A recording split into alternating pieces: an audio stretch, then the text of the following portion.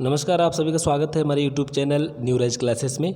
आइए खंड शिक्षा अधिकारी परीक्षा 2020 के लिए महत्वपूर्ण प्रश्नों पर चर्चा करते हैं। ये प्रश्न इतिहास से संबंधित होंगे। शुरू करते हैं। पहला प्रश्न है, योग दर्शन के प्रतिपादक हैं।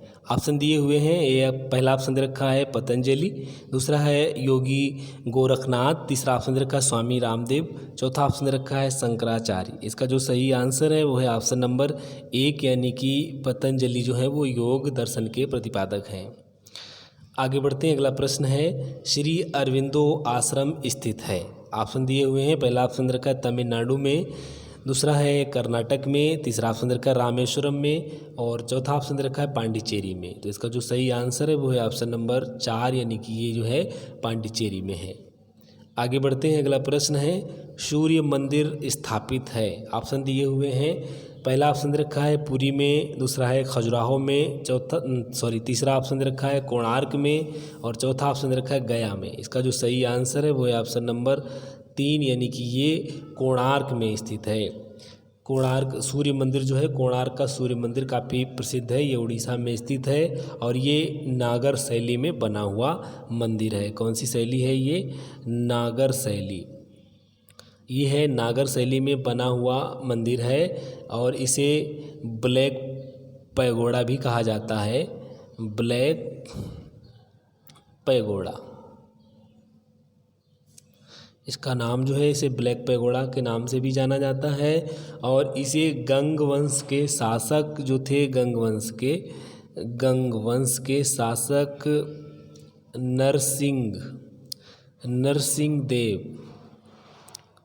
नरसिंह देव ने बनवाया था। नरसिंह देव ने इसका निर्माण करवाया था।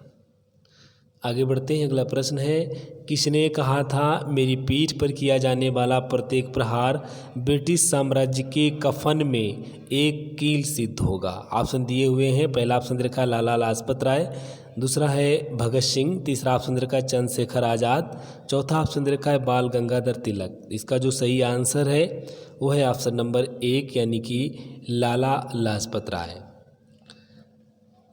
3 फरवरी 1919 को साइमन कमीशन का विरोध करते हुए लाला लाजपत राय को काफ़ी चोट आई थी, लाठीचार्ज हुआ था। उसके बाद में उनकी मृत्यु हो गई थी। उसी समय इन्होंने ये वाक्य कहा था।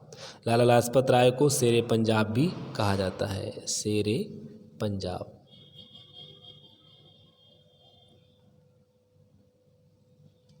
आगे बढ़ते अगला प्रश्न है, मगध के किस प्रारंभिक शासक ने राज्यारोहण के लिए अपने पिता की हत्या की एवं स्वयं भी इसी कारणवश अपने पुत्र द्वारा मारा गया? ऑप्शन दिए हुए हैं। पहला ऑप्शन दे रखा है बिम्बिसार, दूसरा है अजातशत्रु, तीसरा ऑप्शन दे रखा है उदयन और चौथा ऑप्शन दे रखा है नागदशक। इसका जो सही आंसर है वो है ऑप्शन नंबर 2, यानी कि अजातशत्रु। अजातशत्रु ने अपने पिता बिम्बिसार की हत्या कर दी थी। इसका एक नाम कुड़िक भी है। अजातशत्रु को कुड़िक भी कहा जाता है। कुड़िक। इसी के समय में लगभग 483 ईस्वी में ईसा पूर्व में प्रथम बौद्ध संगति हुई थी। फर्स्ट बौद्ध संगति, ये बौद्ध संगति जो थी, प्रथम बौद्ध संगति इसी के शासनकाल में हुई थी। और उस जिस अध्यक्षता जो थी उस समय, अध्यक्ष कौन था उस संगति का? महाकश्यप ने उसकी अध्यक्षता की थी। आगे बढ़ते हैं।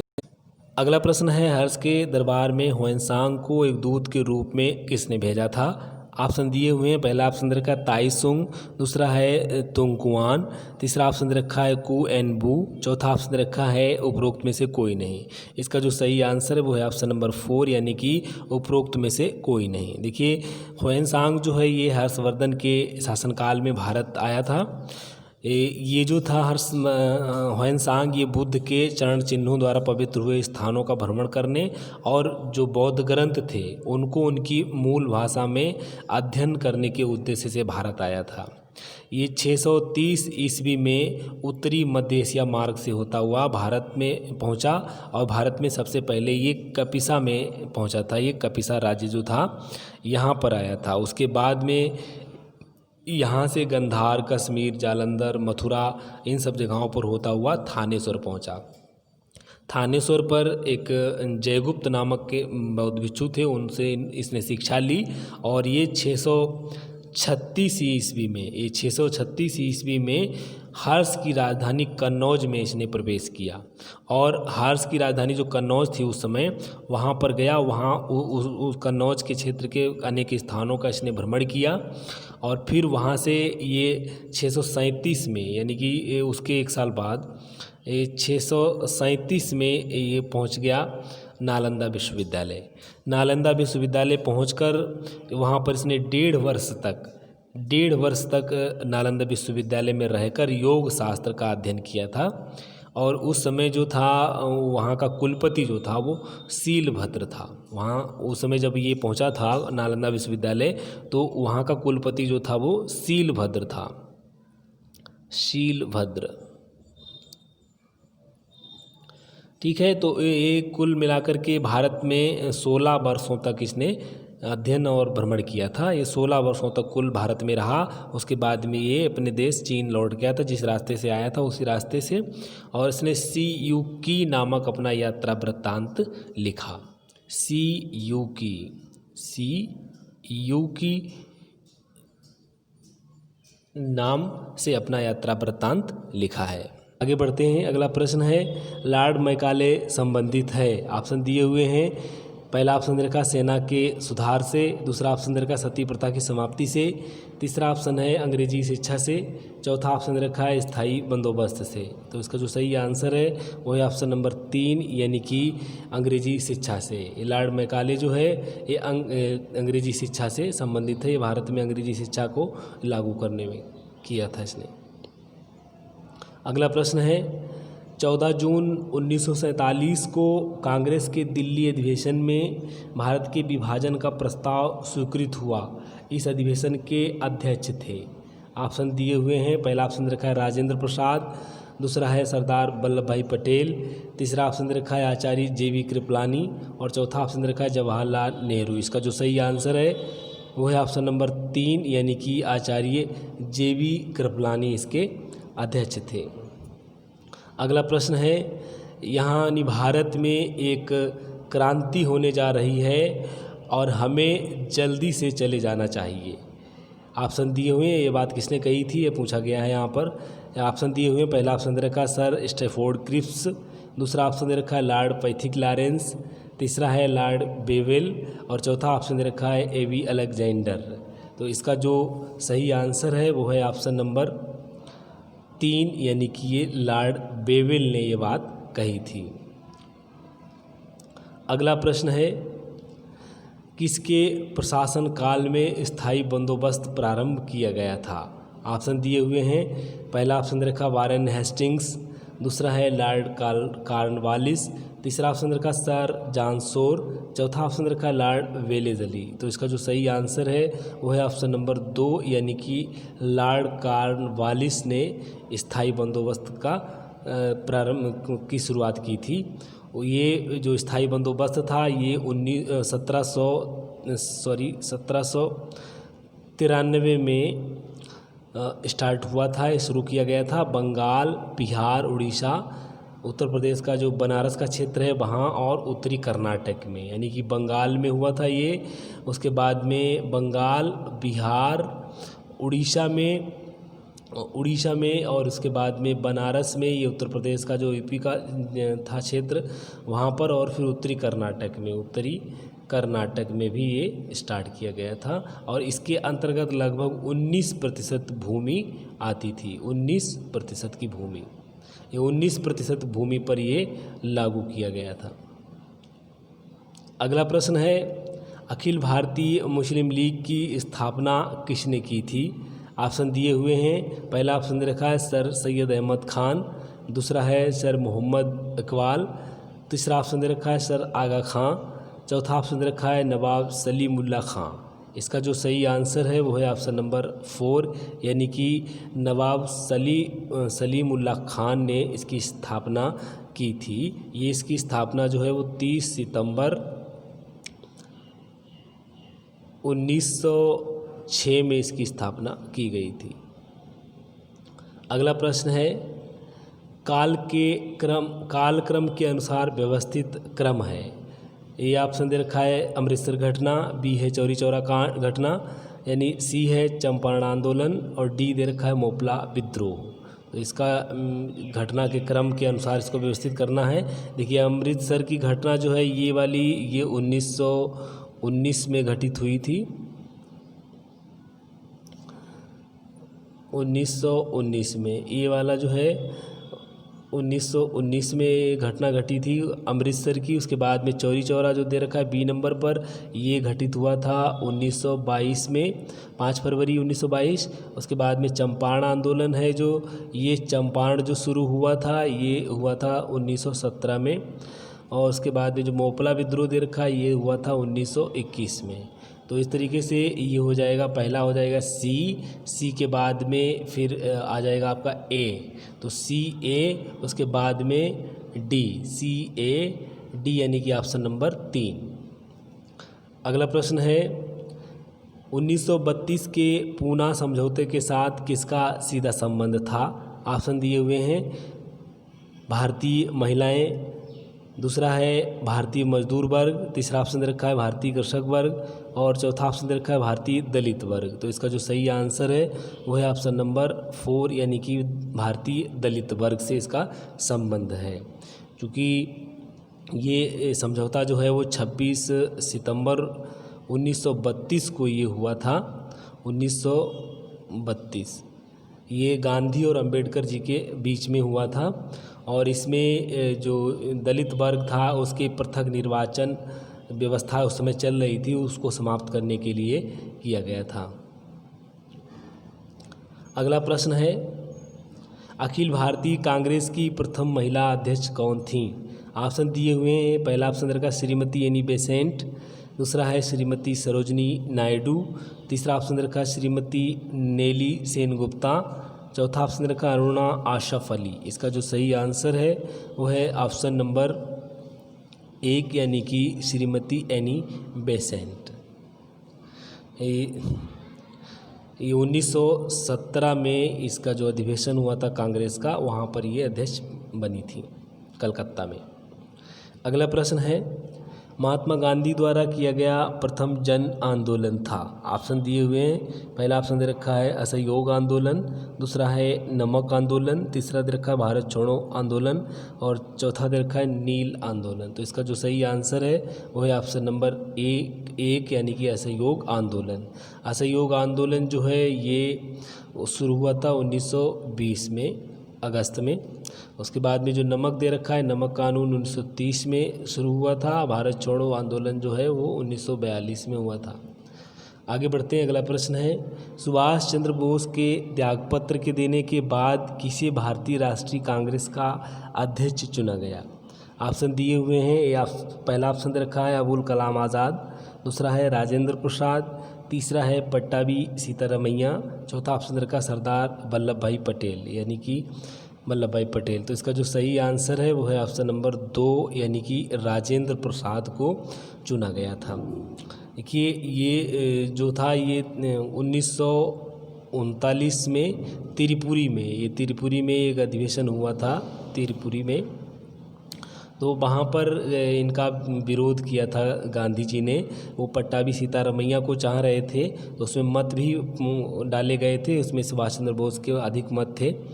तो उसमें इनका विवाद बन गया था। गांधी जी चाह रहे थे कि इस पट्टाभी सीतारमैया को बनाया जाए अध्यक्ष, तो इसी में इनको विरोध में चलते इन्होंने त्यागपत्र दे दिया था त्रिपुरी अधिवेशन में।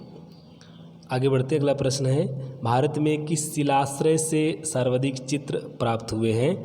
ऑप्शन दिए हुए हैं, पहला ऑप्शन रखा है घगरिया, दूसरा है भीमबेटका, तीसरा दे रखा है लेखाहिया, चौथा ऑप्शन रखा आदमगढ़। तो इसका जो सही आंसर है वो है ऑप्शन नंबर 2, यानी कि भीमबेटका से जो है सर्वाधिक शिलाश्रय चित्र प्राप्त हुए हैं।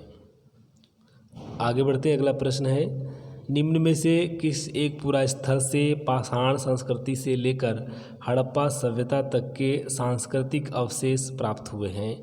ऑप्शन दिए हुए हैं, पहला ऑप्शन रखा आमरी, दूसरा है मेहरगढ़, तीसरा ऑप्शन दे रखा है कोट दीजी, चौथा ऑप्शन दे रखा है कालीबंगा। इसका जो सही आंसर है वो है ऑप्शन नंबर 2 यानी कि मेहरगढ़। मेहरगढ़ से जो है सर्वाधिक जो मतलब स्थल प्राप्त हुए हैं, पुरा स्थल प्राप्त हुए हैं इस पाषाण संस्कृति से लेकर के हड़प्पा सभ्यता तक के स्थल यहाँ से इस अवशेष यहाँ से प्राप्त हुए हैं। तो ये कहाँ है, देखिए ये पाकिस्तान के बलूचिस्तान प्रांत में स्थित है। ये पाकिस्तान के बलूचिस्तान प्रांत में ये मेहरगढ़ स्थित है। आगे बढ़ते हैं। अगला प्रश्न है, गौतम बुद्ध की माँ किस वंश से संबंधित थी? ऑप्शन दिए हुए हैं। पहला ऑप्शन रखा साक्य वंश, दूसरा है माया वंश, तीसरा है लिच्छवी वंश, चौथा दे रखा है कोलीय वंश। इसका जो सही आंसर है वो है ऑप्शन नंबर 4 यानी कि ये कोलीय वंश से संबंधित थी। आगे बढ़ते हैं। अगला प्रश्न है, महावीर का प्रथम अनुयायी कौन बना? ऑप्शन दिए हुए हैं। पहला ऑप्शन रखा है जामिल, दूसरा है यशोदा, तीसरा ऑप्शन रखा है अड़ोज्या, चौथा ऑप्शन दे रखा है त्रिशला। इसका जो सही आंसर है वो है ऑप्शन नंबर 1 यानी कि जामिल जो थे उनके पहले यानी प्रथम अनुयायी बने थे। और जामिल जो हैं ये महावीर के दामाद थे। आगे बढ़ते हैं। अगला प्रश्न है, निम्न में से कौन एक बौद्ध ग्रंथ 16 महाजनपद का उल्लेख करता है? ऑप्शन दिए हुए हैं। पहला ऑप्शन दे रखा है अंगुत्तर निकाय, दूसरा है मंजिम निकाय, तीसरा है खुद्दक निकाय और चौथा ऑप्शन दे रखा है दीर्घ निकाय। इसका जो सही आंसर है वो है ऑप्शन नंबर 1 यानी कि अंगुत्तर निकाय। आगे बढ़ते हैं। अगला प्रश्न है, गंगा घाटी में धान की खेती का प्राचीनतम प्रमाण कहाँ से मिला है? ऑप्शन दिए हुए हैं। पहला ऑप्शन दे रखा है लहुरा देव, दूसरा है सेनुवार, तीसरा ऑप्शन दे रखा है सोहगौरा, चौथा ऑप्शन दे रखा है कौशाम्बी। इसका जो सही आंसर है वो है ऑप्शन नंबर 1 यानी कि लहुरा देव से ये प्रमाण प्राप्त हुए हैं। उत्तर प्रदेश में है ये संत कबीर नगर एक जगह है, वहाँ पर ये गांव पड़ता है लहुरा देव। आगे बढ़ते हैं। अगला प्रश्न है, उस पाल शासक का नाम बताइए जिसने विक्रमशिला विश्वविद्यालय स्थापित किया? ऑप्शन दिए हुए हैं। पहला ऑप्शन दे रखा है धर्मपाल, दूसरा है देवपाल, तीसरा ऑप्शन दे रखा है रामपाल, चौथा ऑप्शन दे रखा है गोपाल। इसका जो सही आंसर है वो है ऑप्शन नंबर 1 यानी कि धर्मपाल। ये जो विक्रमशिला विश्वविद्यालय था ये बिहार के भागलपुर जिले में स्थित है। इसके अवशेष वहाँ भी अभी भी हैं। तो ये धर्मपाल जो थे ये पाल वंश से संबंधित थे और इन्होंने 770 से 814 ईस्वी तक मतलब ये शासन किया था इन्होंने, और उसी समय इन्होंने विक्रमशिला विश्वविद्यालय की स्थापना भी की थी। आगे बढ़ते हैं। अगला प्रश्न है, निम्नलिखित में से किन ब्रिटिश अधिकारियों ने लखनऊ में अपना जीवन खोया था? ऑप्शन दिए हुए हैं। ए ऑप्शन है जनरल जॉन निकलसन, बी है जनरल नील, सी ऑप्शन दे रखा है Major General Havelock, D option है सर हेनरी लॉरेंस। तो इसका जो सही आंसर है वो है ऑप्शन नंबर 3 यानी कि 2, 3, 4 यानी 2, 3, 4 मतलब बी, सी और डी ये जो ऑप्शन दे रखे हैं ये जो है इनका सही आंसर है। जनरल नील, मेजर जनरल हैवलॉक और सर हेनरी लॉरेंस, इनकी जो मृत्यु हुई थी वो लखनऊ में हुई थी। ये सन 1857 में जो विद्रोह था, 1857 का विद्रोह था, उसको दबाने के प्रयास में अपनी जो रेजिडेंसी थी इनकी लखनऊ में उसकी रक्षा करते वक्त इनकी मृत्यु हो गई थी। वहीं जनरल जो जॉन निकलसन है ये इनकी मृत्यु जो थी वो दिल्ली में हुई थी 1857 के विद्रोह को दबाने के प्रयास में। आगे बढ़ते हैं। अगला प्रश्न है, मोहम्मद गौरी ने जयचंद को किस युद्ध में पराजित किया था? ऑप्शन दिए हुए हैं। पहला ऑप्शन रखा तराइन का युद्ध 1191 में, दूसरा है ऑप्शन तराइन का युद्ध 1192 में, तीसरा ऑप्शन दे रखा है चंदावर का युद्ध 1194 में, चौथा ऑप्शन दे रखा है कन्नौज का युद्ध 1194 में। तो इसका जो सही आंसर है वो है ऑप्शन नंबर 3 यानी कि चंदावर का युद्ध 1194 में पराजित किया था। अगला प्रश्न है, किस मध्यकालीन भारतीय शासक ने पट्टा एवं कबूलियत की व्यवस्था की थी? ऑप्शन दिए हुए हैं। पहला ऑप्शन रखा अलाउद्दीन खिलजी, दूसरा है मोहम्मद बिन तुगलक, तीसरा ऑप्शन रखा है शेर शाह सूरी और चौथा ऑप्शन रखा है अकबर। इसका जो सही आंसर है वो है ऑप्शन नंबर 3 यानी कि शेर शाह सूरी ने पट्टा एवं कबूलियत की प्रथा जो है प्रारंभ की थी। आगे बढ़ते हैं, अगला प्रश्न है मुगलों एवं मेवाड़ के राणा के मध्य चित्तौड़ की संधि किस शासक के शासनकाल में हस्ताक्षरित हुई थी? ऑप्शन दिए हुए हैं। पहला ऑप्शन दे रखा है अकबर, दूसरा है जहांगीर, तीसरा ऑप्शन दे रखा है शाहजहां और चौथा ऑप्शन दे रखा औरंगजेब। तो इसका जो सही आंसर है वो है ऑप्शन नंबर 2 यानी कि जहांगीर के ये मध्य हुई थी, हस्ताक्षरित हुई थी, मतलब ये जहांगीर के शासनकाल में हस्ताक्षरित हुई थी। इसमें देखिए ये जो राणा अमर सिंह और जहांगीर के बीच में ये संधि हुई थी 1615 में, राणा अमर सिंह और जहांगीर।